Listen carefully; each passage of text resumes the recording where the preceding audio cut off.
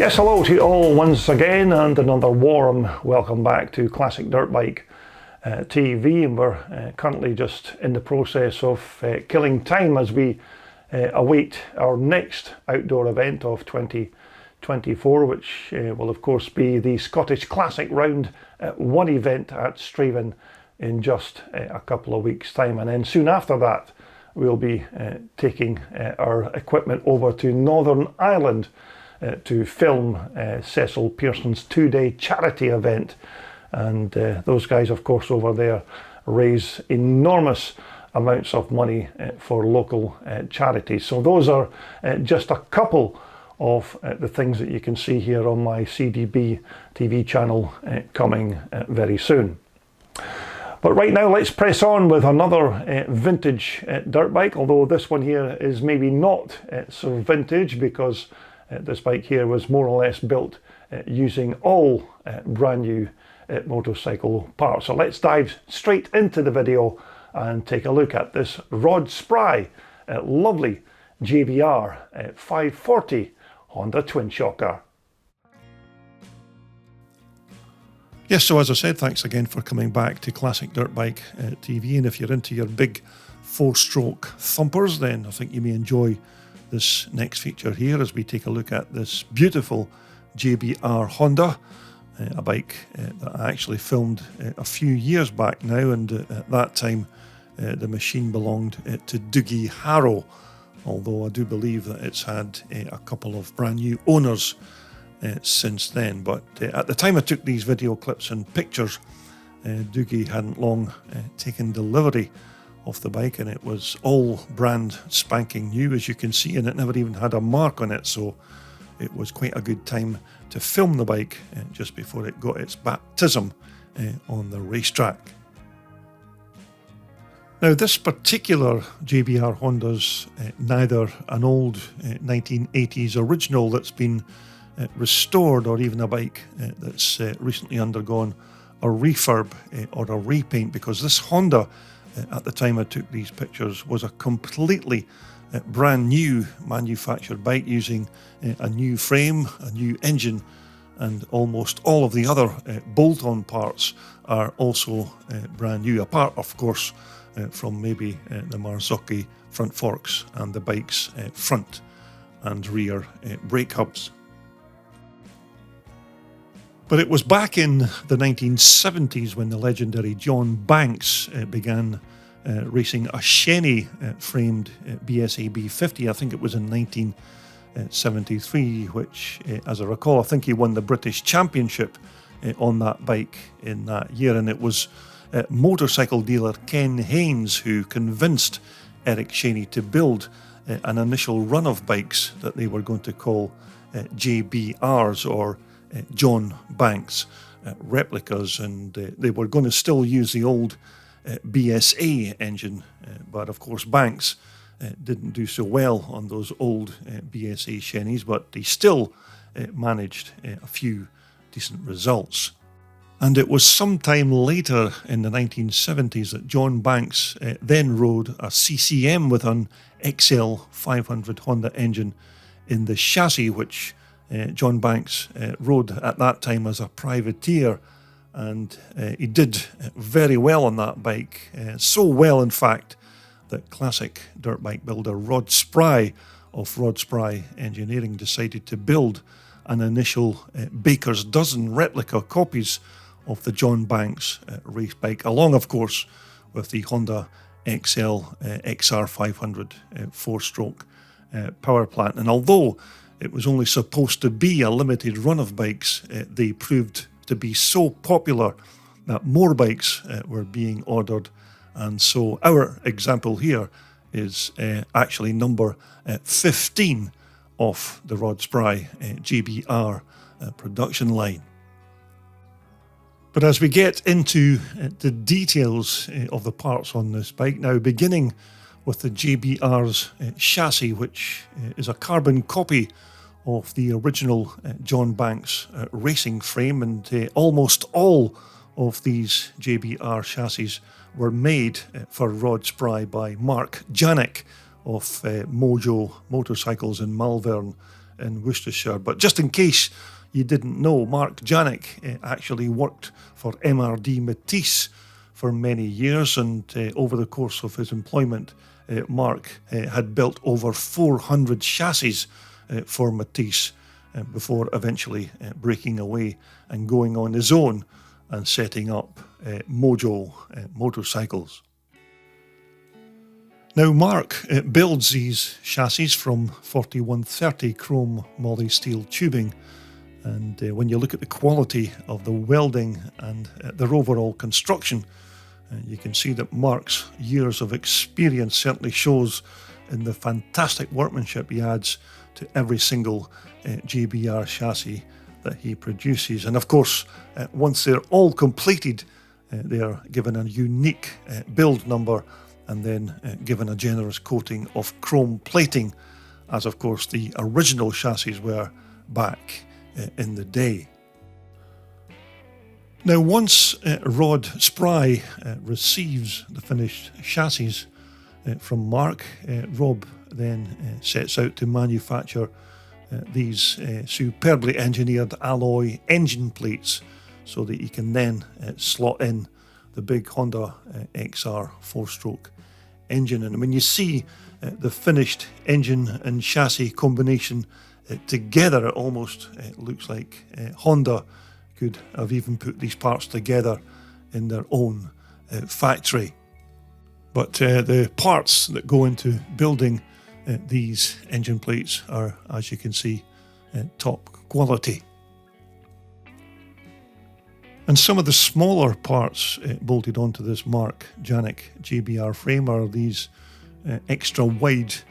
footrests, which, as you can see, are a lot bigger and slightly better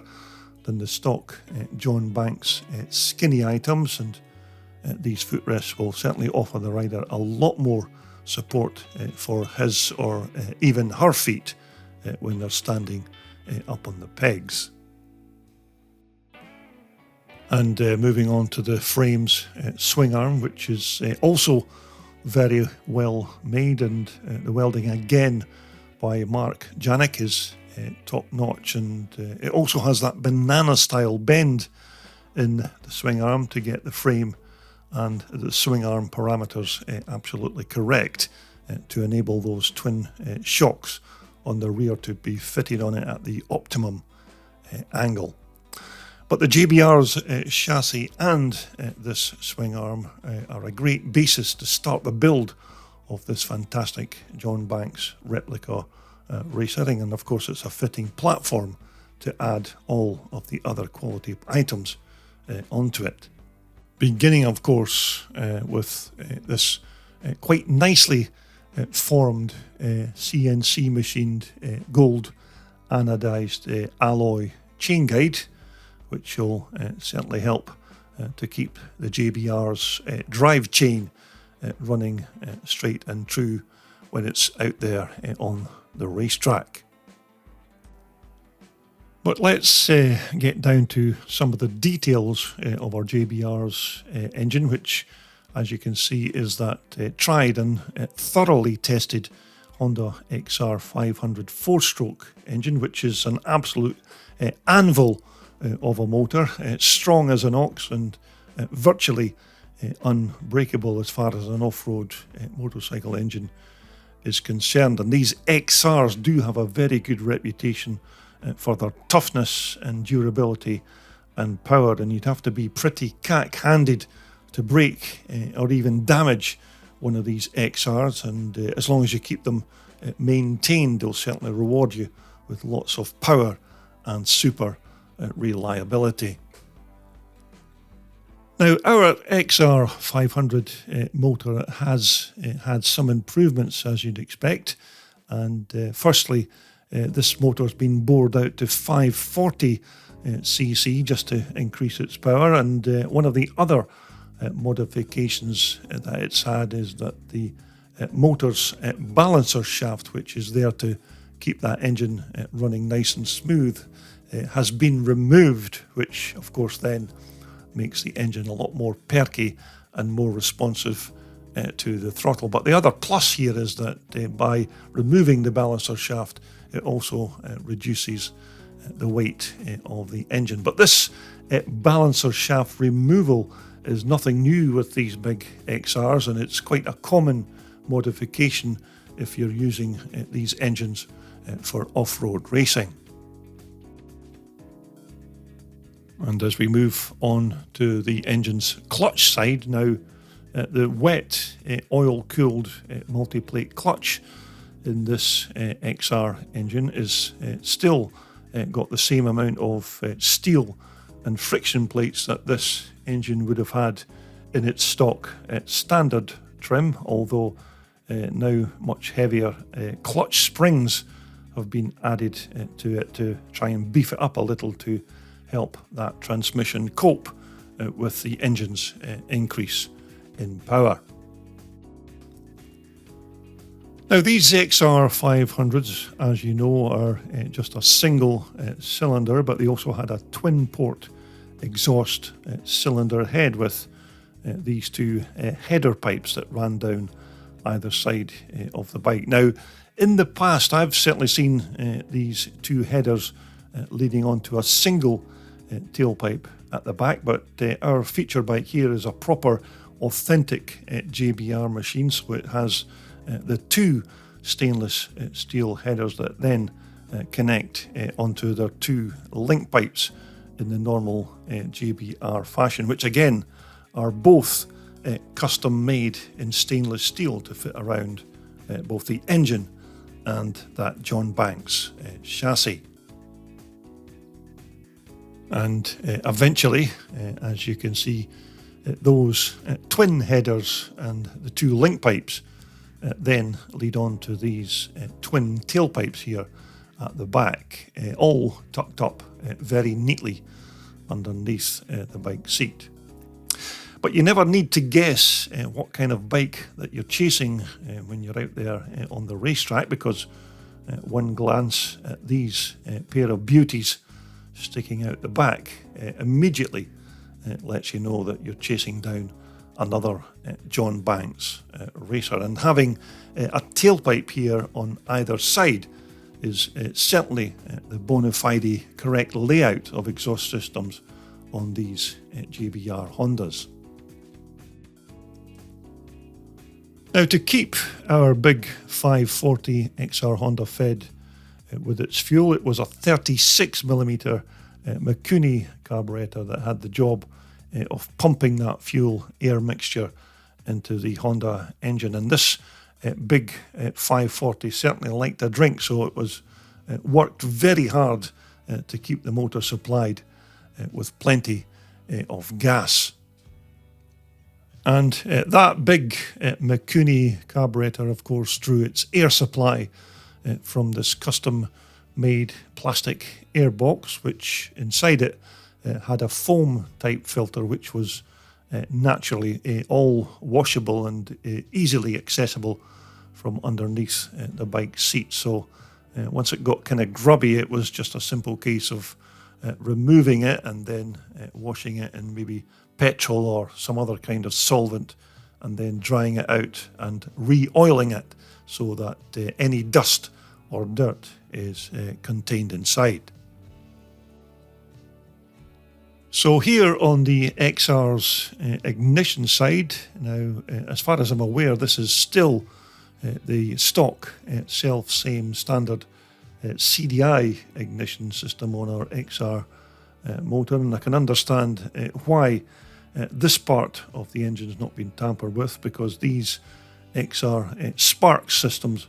were usually solid and reliable, so there was absolutely no need to upgrade or tamper with something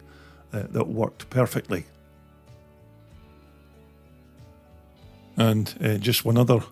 little item here, you can see that Rob's finished off his XR engine by adding his own personal CNC machined alloy rocker cover plate with his RSE or Rod Spry engineering abbreviation cut into that nice piece of alloy plate.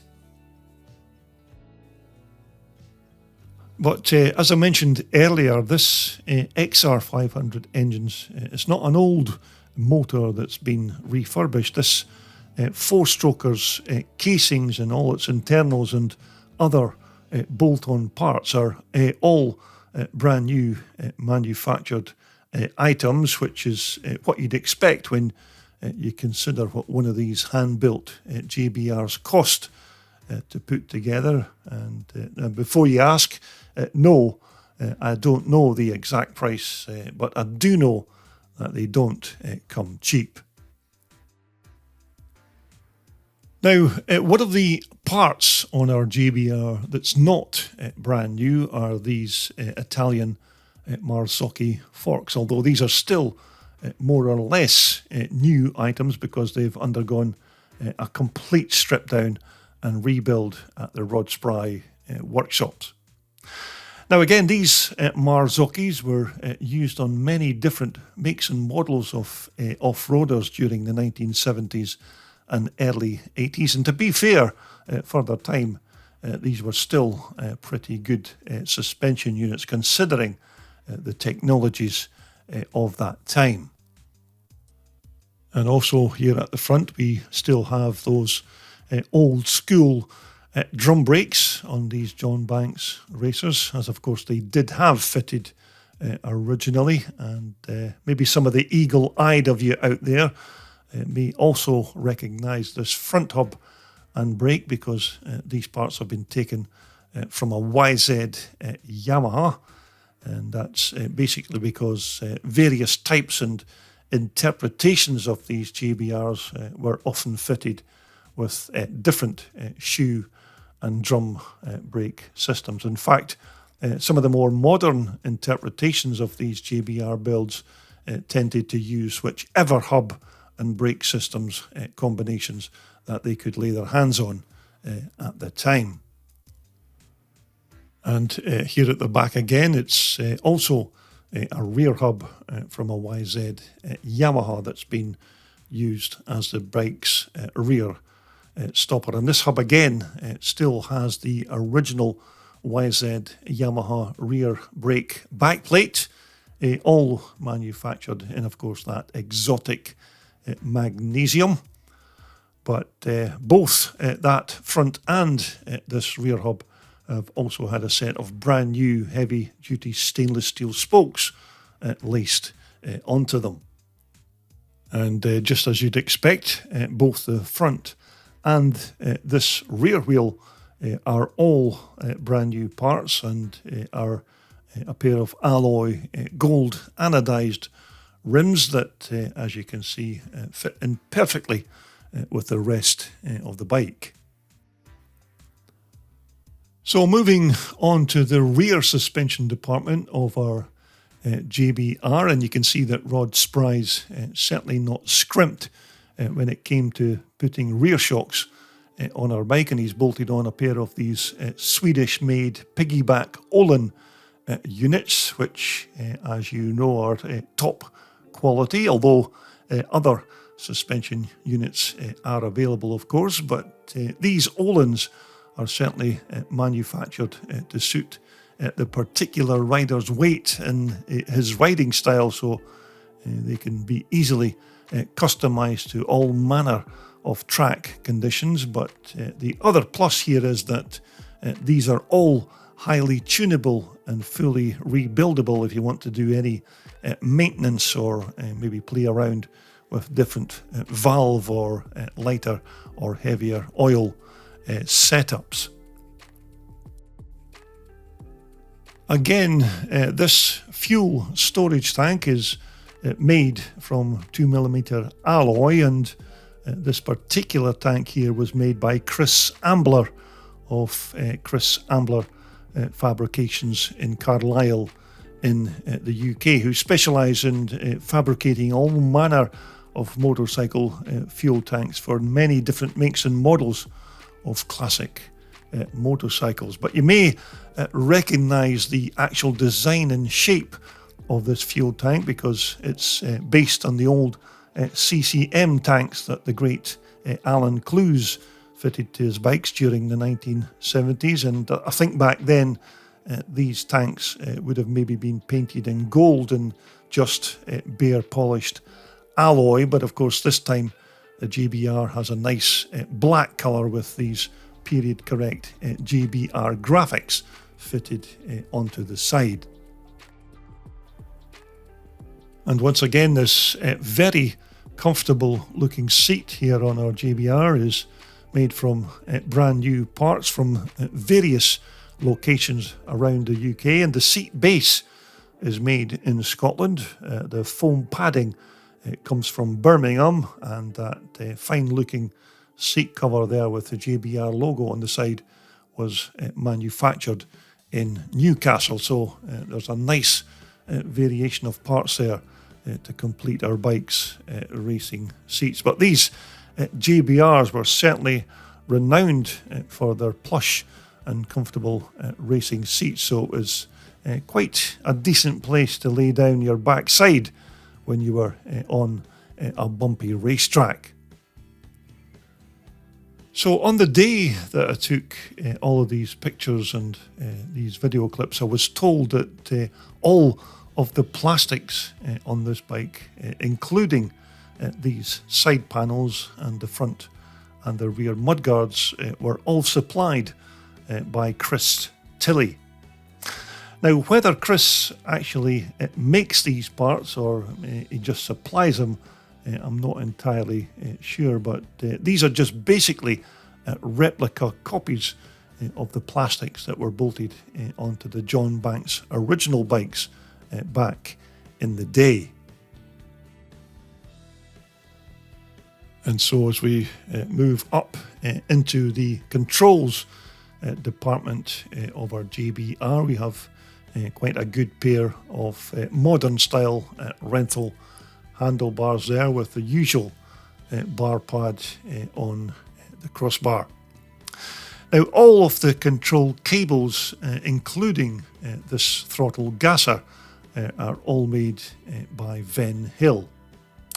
And once more, to protect that precious XR500 Honda engine, Rod Spry's also added that little red kill switch there, just in case of any problems with the big Honda 4-stroke engine and it needs to be shut down in a hurry. And both the clutch and this front brake lever, along with the rubber lever guards, are again more quality items made in alloy, and these are high quality Magura levers.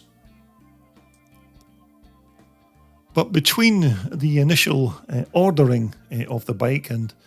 Rod Spry completing the entire build,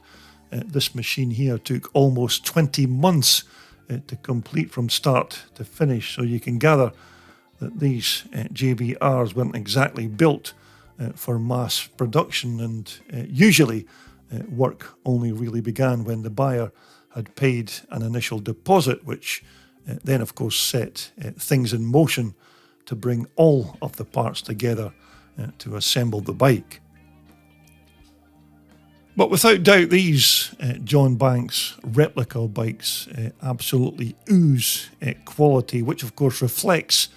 in their price and the high-end motorcycle parts that go into building each and every bike. And if you're one of the very few who are flush enough to have the necessary conkers to purchase one of these machines, then you're certainly part of a small but very unique group of racers. But as a twin shock racing package, you've got absolutely everything here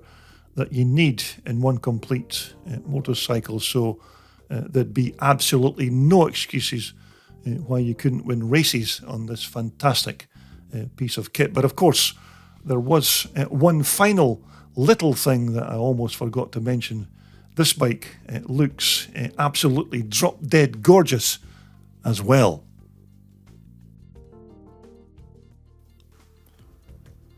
Okay, so coming up next here on Classic Dirt Bike TV, we're going to take a look at this very rare German Kramer machine. Now, this is an EX410 from 1982, so we'll be taking a much closer look at this unique motorcycle when we return for our next video posting here on CDB TV.